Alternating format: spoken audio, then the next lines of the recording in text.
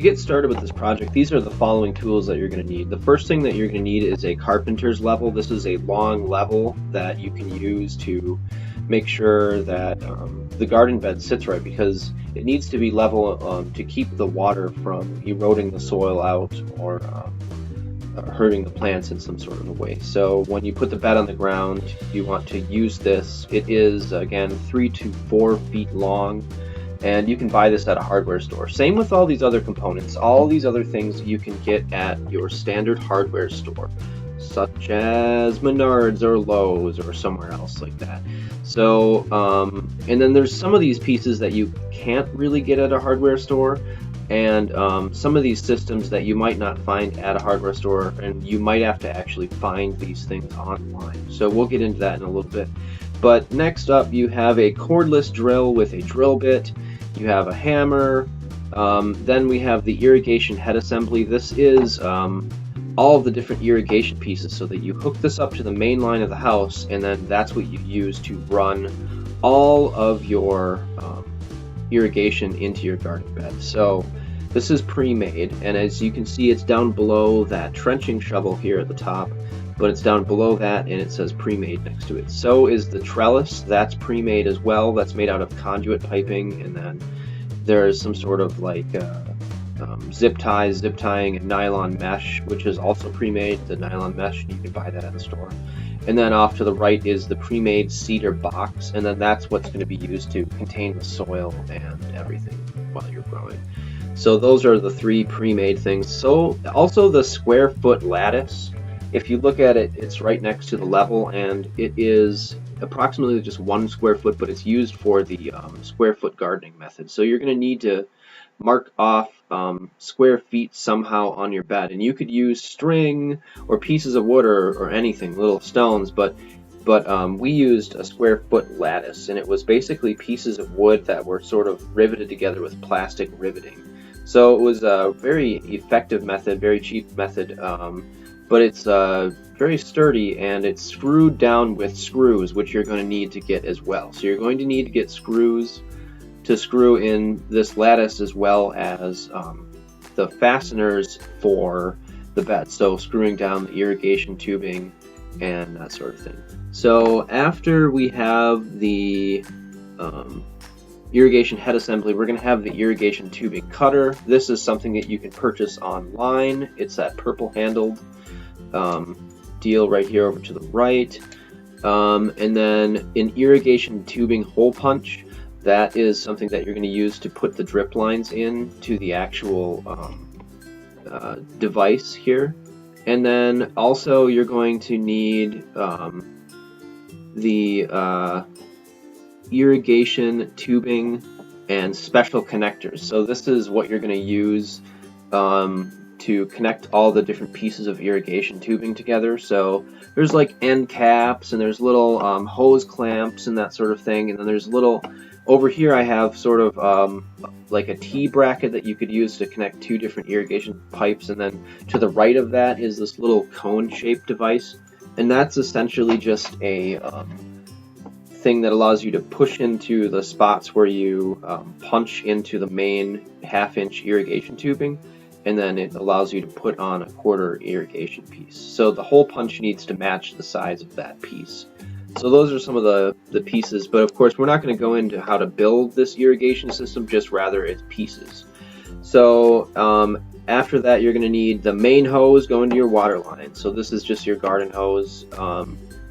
And usually the irrigation head assembly just hooks up right up to the nozzle on the house, so it doesn't hook up through a hose, but there's a Y connector that allows you to divert the water from one side to the hose or to the head assembly from the main water line. So those are some of the pieces, and you can get kind of an idea, but of course this is another pre-made thing that we're not going to talk about in this video.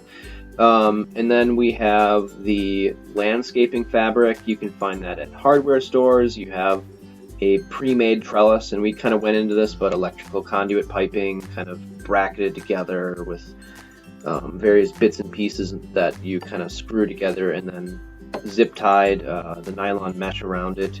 And then you also have the pre-made raised bed frame made out of cedar and deck screws, and then fasteners for fastening the irrigation tubing to the cedar box, and then you can also use the fasteners to fasten the conduit piping to the box after you place it on top of the rebar. And then you're going to need to use a scissors for cutting the fabric. You're going to need a staple gun, a wheelbarrow, you're going to need lattice, which we already talked about, a trenching shovel, and then you'll need a regular shovel for shoveling the soil that's in the wheelbarrow up here on the top right. And you're going to need gloves, maybe you'll want some gloves, and then you'll want some eye protection when you're screwing stuff in, just to be safe. So all of these things are what you're going to need to use in order to install this project. And you know, you might want a rag or something to just wipe stuff down if it gets dirty at the end of the installation. Accessibility is the name of the game when it comes to supported raised bed gardens. So what you're going to want to do is to measure the space that you have around it. So in our picture, we have 2 feet from the back of the supported raised bed garden to the fence, and then 3 feet between both of the cedar boxes. So we have some room to work with it. But just remember, you want it to be having as much room as possible when you're working. For this next step, you're going to want to lay a carpenter's level on top of the cedar box, and then you're going to find the spots that aren't level. So you're going to find that, okay, this corner isn't level, and neither is this side, and neither is this side. So then that will help you determine where you're going to dig later and what corners and what parts you're going to dig in. For the next step, you're going to flip the bed out of the way, and then you're going to dig in the spots that are creating an uneven surface with a ditching or trenching shovel. So in step 2, you figured out where those parts of the bed are and how it's affecting the level, and then in this step, you're just flipping the bed out of the way, and then you're digging into those spots to create a very level surface. And you're going to be doing this multiple times, so flipping the bed off, digging, putting it back down, leveling it, and then taking the bed off, and then digging again, and repeating this again and again until it's perfectly level. So after you're done getting rid of all of the dirt that's inside of the spaces that make it uneven, what you're going to do is you're going to remove the remaining ground that's inside the squares to leave a little bit of a depression for the landscaping fabric and the bottom of the bed. And this will make it so that you can fill the bed a little bit easier with soil, and you can also fill it more with soil if you remove the ground inside the squares. In step 5, what you're going to do is flip the bed over and staple landscaping fabric to the bottom, and this is after it has been leveled properly and on the ground perfectly. For this, you're going to want to use a staple gun and a piece of landscaping fabric that is the same width as your garden bed. After the landscaping fabric has been attached to the bottom of the bed, you're going to want to put it right back into the same spot that it was. And then you're going to want to take some soil and just push it into the corners and in the sides just to make sure that it's perfectly on top of the ground. So after your box is sitting level on the ground and it has the landscaping fabric in it, you're going to want to take your soil mix, which you'll already have pre-made before this is all curd, and you will fill it into your garden bed and pack it down slightly. So in step 7, we're going to be taking the lattice that we have, and this was already something that we made before we started installing the garden bed, and attach it to the top of the edge of the box with a cordless drill. And you can use small screws, and they should be able to resist the elements, so they should be galvanized. And you should use them around the edge of the garden bed to form the frame that will work for the square foot garden method. So this is what you're going to use for that. And You can use other things such as string or stones or whatever, or just pieces of wood or sticks, but just make sure that you mark off the different squares in the garden, because this makes it a lot easier when you're planting and when you're harvesting later on. In step 8, you're going to be attaching irrigation tubing to the sides of the bed with screw-in brackets. So this irrigation tubing is going to be connected to the top of the bed, and there are these little U-shaped kind of brackets that scoop over the irrigation tubing, and then there's a little metal piece that has a hole through it, and you just screw that right into the bed and it holds it into place. You're also going to have to hook up the irrigation tubing, and we're not actually going into that in this segment, so it should be hooked up in with little corner brackets and things so that it can fit around the bed, going from the ground up around a corner and then around the edge. And we'll talk about that again in another video. In step 9, you're just going to connect that irrigation tubing to the main water source up to the house.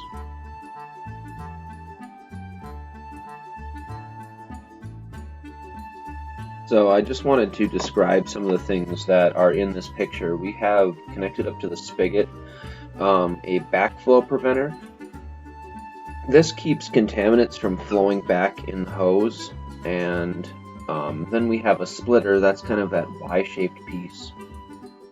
It allows you to run a drip system off one side and hose on the other for washing. So on the other side, you can have a hose that you could use to fill up a bucket or something. And it has 2 shutoff valves, which also come in handy, so you can shut off one side of it if you want the water to flow all the way to the other side more vigorously, or just solely to flow to one side of the hose. Next up to that is going to be a timer. Some are electric, some are kind of like an egg timer and are more inexpensive. And it's kind of that big piece that's blue in the picture. I think that's the timer. Anyway, then you have a pressure regulator. This just backs off the pressure a little bit, and because you don't want to ruin your drip system or blow out the injectors, so it just backs off the pressure and makes it not so vigorous. And then the black piece is going to be your filter, with a little washable piece that you can just take out and wash off the particulate matter. And then out of the filter, you connect the drip tube with an adapter. So when you're connecting up to the to your drip tube, to your drip system, you just use an adapter from that part to the filter, and then that's how you connect the two together. This will make up your head assembly, which you'll use to irrigate your crops. So in step 10, we're just going to use an irrigation tubing hole punch to create small holes for the drip lines. And this is going to be a punch that you're going to use on the main drip line that you have going around the edge of the bed. You could find this tool in, say, a store that maybe specializes in irrigation and that sort of thing, or you can buy them online as well. After the tube has been hole punched, usually people will install their own method of injectors into that tubing. So some people will just use injectors that plug straight into the tubing, and some people will actually plug tubing into the tubing and then plug an injector into that to create a small tube that encompasses the whole part of the bed. In the next step, we'll get into that more, but that's essentially what we're doing. So we're plugging in a smaller tube into that tube where we punched in with the hole punch, and creating a space to run a tube with an injector. In step 11, you're just going to be attaching a little adapter into the piping that goes around the edge of the bed, and then onto that adapter you're going to be attaching 1/4-inch tubing, and then an emitter onto the 1/4-inch tubing that will basically serve to shoot out the water onto your crop. and irrigate it. In step 12, you're going to pound rebar stakes into the trellis. You're going to actually use 4 of them, so 1 on each side and then 2 in the middle. And we're focusing on putting a trellis on this raised bed because it's just going to be really easy for climbing plants to grow on it, and it will actually maximize the space vertically for the raised bed so that you can get a lot more of your vining plants. So you could grow cucumbers or peas on this, or other climbing vining things. At this stage, you're just going to slide the piping of the trellis over the rebar stakes. And we have 2 separate trellises here, but you can use one just on maybe the shorter end of the garden, but we used 2 on the longer side. In step 14, you're just going to fasten the trellis to the garden bed. So the piping of the trellis to the wooden bed with fasteners and a drill. And the fasteners are pictured in here, in this picture, and they're actually the same ones you're going to use to fasten down the irrigation system to the bed as well. So it's just that little kind of U-shaped, C-shaped apparatus here with a little area to screw in a screw. Don't forget also to finish your bed by planting with seeds and seedlings, and you know, you might also want to check your irrigation system and turn it on and just make sure that everything works. Also, in this video, of course, we didn't go into how to put together the irrigation system or the drip line or anything like that, but we will talk about that in another video.